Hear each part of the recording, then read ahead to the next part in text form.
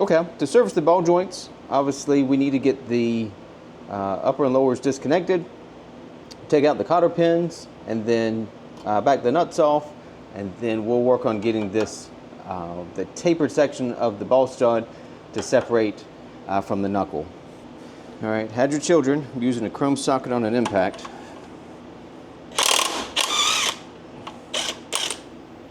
We're also going to have to disconnect the steering linkage, so I'm going to go ahead and do that.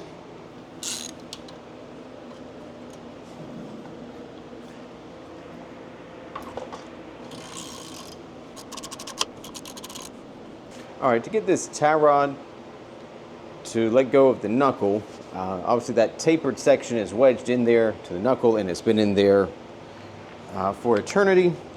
I know from having done the other side already that it's probably going to require some heat. So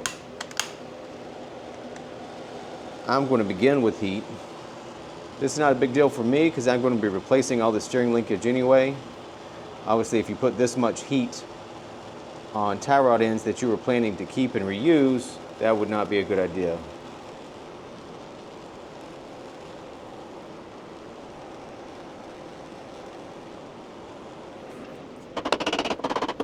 All right, what I had to do on the other side was use the pickle fork, so I'm going to try that as well.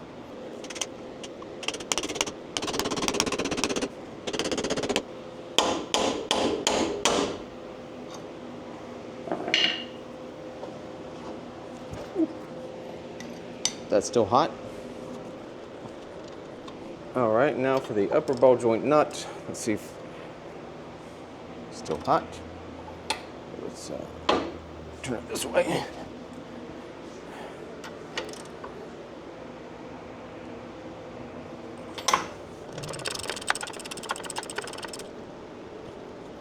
Okay, we'll have the same challenge here as we did on the steering linkage. We've got to get the ball joint stud to separate from the taper in the knuckle, both the upper and the lower. Typically requires a combination of a big hammer, maybe some heat, and probably the pickle fork again. That's what I had to do on the other side when I did it. So I'm going to work on that and get this out, and I'll tell you afterwards what actually worked. So we got the knuckle off, but it came out with the upper ball stud. As you may know, the upper ball joint on these is a telescoping design. So there's not actually a ball stud. This upper ball joint rotates only, doesn't pivot. So anyway, it's still stuck in the taper here.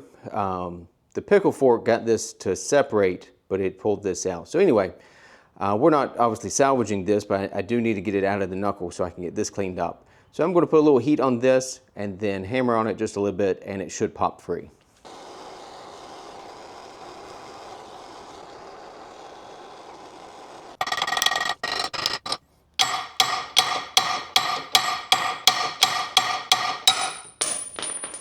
All right, let's see if we can get this lower ball joint to press out.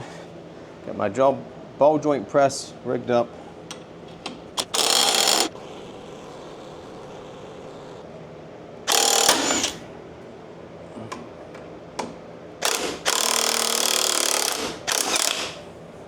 Okay, now for the upper, I just put a little heat on this, and the way I have this rigged up, I'm probably not going to have room for the impact gun, so I'm going to have to do this by hand. Let's see.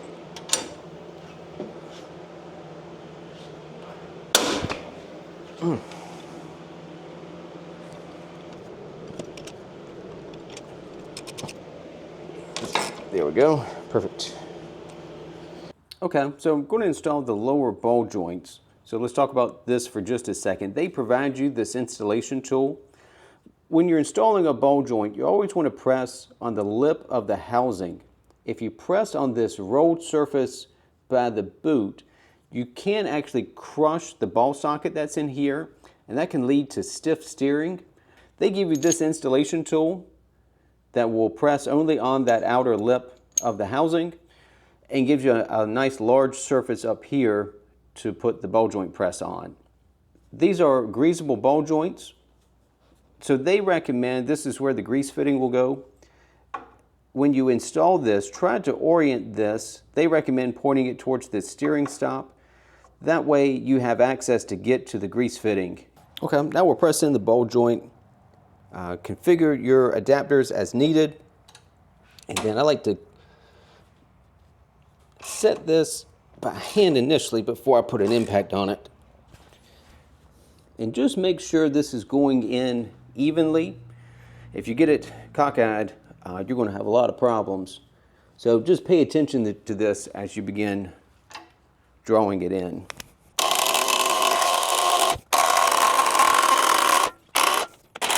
Now for the upper ball joint, again, configure your adapters.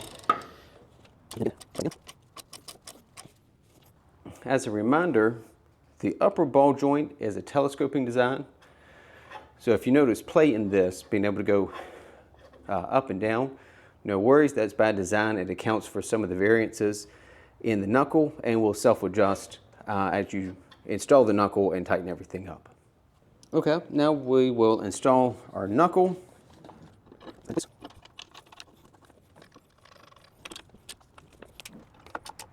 The torque spec on the lower ball joint is 80 foot-pounds. Do that one first, and then the upper is at 75 foot-pounds.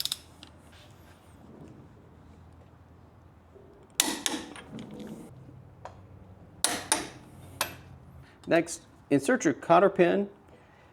If the hole for the cotter pin doesn't quite line up with one of the castellations in the nut, tighten it just a bit. Don't loosen, but tighten it just a bit until you can get the cotter pin in. As a final check, rotate the steering knuckle through its range of motion just to make sure there's no binding or stiffness. Looks pretty good, so we're ready to move on.